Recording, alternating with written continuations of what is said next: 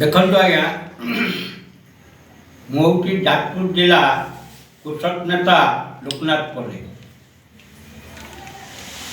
ଯାଜପୁର ଜିଲ୍ଲା ସାରା ବୁଲିଛି।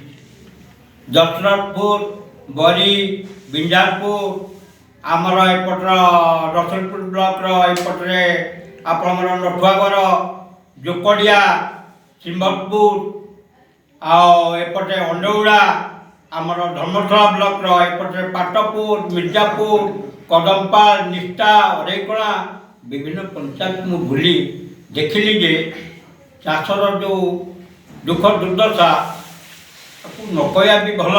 ତଥାପି ମୁଁ ଚିନ୍ତା କରୁଛି ଚାରିପଦ କହିବା ପାଇଁ, ସରକାର ଦୃଷ୍ଟି ଆକର୍ଷଣ କରିବା ପାଇଁ, ଯେ ସରକାର ଚିନ୍ତା କରନ୍ତୁ ଚାଷୀର ଦୁଃଖ ଖେଳିକରେ ବିପଦ।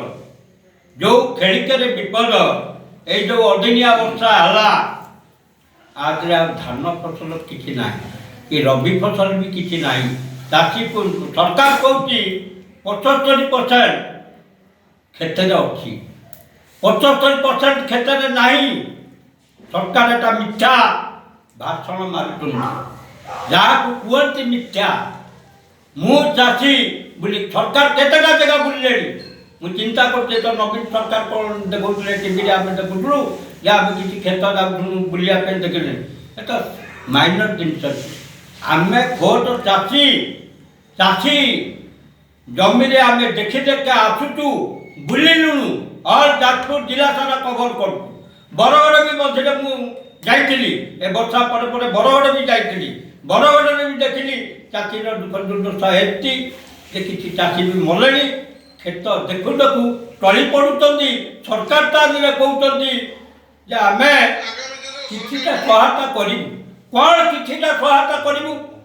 ଆମେ ଚାଷୀ ତରଫରୁ ଦାବି କରୁଛୁ 10 ଲକ୍ଷ ଟଙ୍କା ଗୋଟେ ଚାଷୀକି ଦିଆଯାଉ। ଗୋଟେ ପଏଣ୍ଟ ଗଲା ଏଠି, ଆଉ ଗୋଟେ ପଏଣ୍ଟ ନୁହଁ, 10ଟା ପଏଣ୍ଟ ମୁଁ କହିବାକୁ ମୋତେ ଟିକେ ଅଧିକାର ଦିଆଯାଉ। ମୁଁ 10ଟା ପଏଣ୍ଟ କହୁଛି। ସରକାର କହୁଛନ୍ତି ଯେ ଯେଉଁ ଚାଷୀ ମଲେ ଆମେ ଦେବୁନୁ କିଛି। କାହିଁକି ଦେବଲେ? କ'ଣ ପାଇଁ ଦେବନି? ସେ ଲୋକ କ୍ଷେତ୍ରରେ ମଲା, ତାର ବିଭିନ୍ନ ପ୍ରକାର ଲୋନ୍ କରିଛି, ସରକାରଠୁ ଲୋନ୍ ଆଣିଛି, ଲକ୍ଷ ଲକ୍ଷ ଟଙ୍କା ଲୋନ୍ ଆଣିକିରି ଚାଷ କରିଛି। ସେ ନିଜର ଜମି ନେଇ ଭାଗ ଚାଷ କରିଛି। ଭାଗ ଚାଷୀକି ସରକାର କହୁଛନ୍ତି ଯେ ଆମେ ଭାଗ ଚାଷୀକି ଦେବୁନୁ, ଯାହାର ପଟ୍ଟା ଅଛି ଦେବୁ। ତାର କାରଣ ଜମି ମାଲିକ କୋଉଠି ଚାଷ କରିନେ, ତାକୁ ଭଲ ରକମ ତର୍ଜମା କରାଯାଉ, ଆର୍ଆଇକି ଦିଆଯାଉ, ବିଡ଼ିଓକୁ ଦିଆଯାଉ, ତହସିଲଦାରକୁ ଦିଆଯାଉ। ସେ ଭଲ ରକମ ତର୍ଜମା କରନ୍ତୁ। ଜମି ମାଲିକ ଚାଷ କରିଛି କି? ଜମି ମାଲିକ ଚାଷ କରିନି। ମୁଁ ଜଣେ ବି ସେଇ ଭାଗ ଚାଷୀ 4 ଏକର ଜମି କରିଛି। କାର୍ତ୍ତିକ ସାହାଣୀ ଜମି 2.5 ଏକର, ମଧୁ ସାହୁର 1 ଏକର ମୁଁ ଚାଷ କରିଛି। ପ୍ରମାଣ ନିଆଯାଉ। ତହସିଲଦାର ନିଜେ ଯାଇ ଦେଖନ୍ତୁ।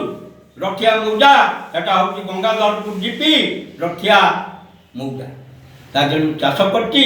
ଧାନ ମୋର 75% ଗଜା। ତା ଦେହରେ ମୁଁ ଖରାରେ ଶୁଖେଇଲେ ବି ସେ ଧାନ ଚୂଡ଼ାକୁ ବି ଅଯୋଗ୍ୟ ଗନ୍ଧ ହେଉଛି। ଧାନ ପାଚିଥିଲା, ଶୋଇଛି, ଶୋଇଲା ପରେ ଗଜା। ତା କ'ଣ କରିବୁ? ସେଇଆକୁ ଯାହା ଯେମିତି ମିଶିନେ କାଟିକୁଟି 75% ନଷ୍ଟ, 25% ଆସିଛି। ସରକାର ଆମକୁ ଦେବେ କି ନ ଦେବେ ସିଏ ସେଟା ଚିନ୍ତା କରିବା ଦରକାର ନାହିଁ।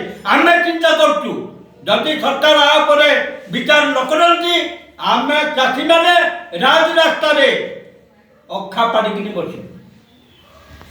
ମୁଁ ଏକାଟିଆ ଧର୍ମଶାଳା ବ୍ଲକ ବୋଲେ ଯାଜପୁର ଜିଲ୍ଲାରୁ କହୁନି, ଅଲ୍ ଓଡ଼ିଶା ଚାଷୀ ନେତା ଅଛନ୍ତି। ଅଲ୍ ଓଡ଼ିଶା ଚାଷୀ ନେତାମାନେ ଆମକୁ ସହଯୋଗ କରିବେ, ଆମେ ବି ତାଙ୍କୁ ସହଯୋଗ କରିବୁ। ସରକାରକୁ ଆମେ ଡାଉନ୍ କରିବୁ। ଏଇଭଳି କାର୍ଯ୍ୟ କଲା ଭଳି ନବୀନ ସରକାର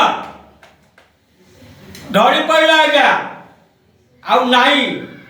ଯଦି ଆମେ ନୂତନ ସରକାର ଆମେ ନିଜେ ଚିନ୍ତା କରି କରାଇଛୁ ଯେ ସରକାର ଚେଞ୍ଜ କରାଯାଉ।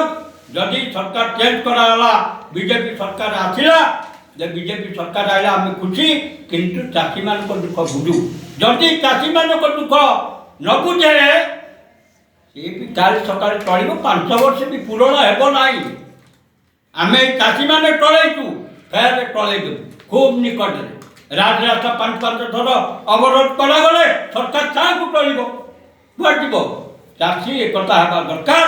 ଚାଷୀ कि मु स्वागत करती बहुत दुख कष्ट कर चाष आम करूँ आखिर लुह गड़ुची ये जो विपद आम देखी दुख लगे धान बिल कचरा भी पड़ी पाई पाई तल पूरा आबार गजा कौन हम से कौन हम सरकार कहते आम धान नेबुनु एपर्तंत आम कति आसीने मेसेज धर्मशाला ब्लक एपर्तंत आसीने कौन चाषी कति क्या माँ कौटी दीटा गोटे आसला मेसेज जहाँ हेबा कथा 40 क्विंटाल तार आज कौन 20 क्विंटाल 15 क्विंटाल ये धान अवशिष्ट धान क्या देव किए नेब सरकार कहते आम सब धान नेब मंडी सुरक्षा नाई पाल नाई बारबंदी नाई धान रखा जगह नाई आमर धर्मशाला तरुमा सुसाइड कथा कौटी धान रखा जगह ना गोटे पड़िया आम धान रखु